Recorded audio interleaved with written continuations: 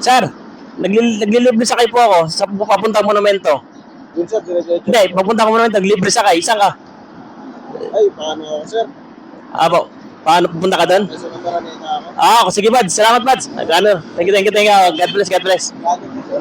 Vlogger. Thank you. Pagkikil nga sir. Ay, umbira.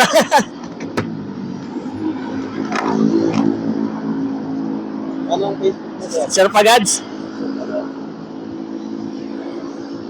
Ayun, thank you. Thank you. God bless, God bless.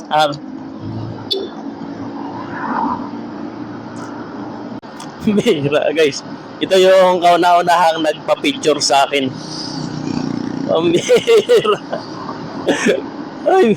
Ay, siyempre, wala talaga. Tugad bigay na glory pa rin, siyempre.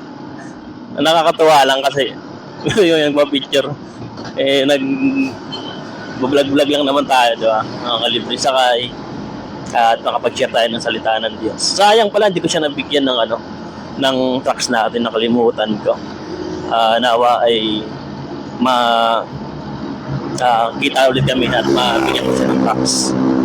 At yun, hindi sa lahat kung may pagkakataon na ma-share na siya ng gospel o salita ng Diyos ay magawa natin sa biyaya ng Diyos.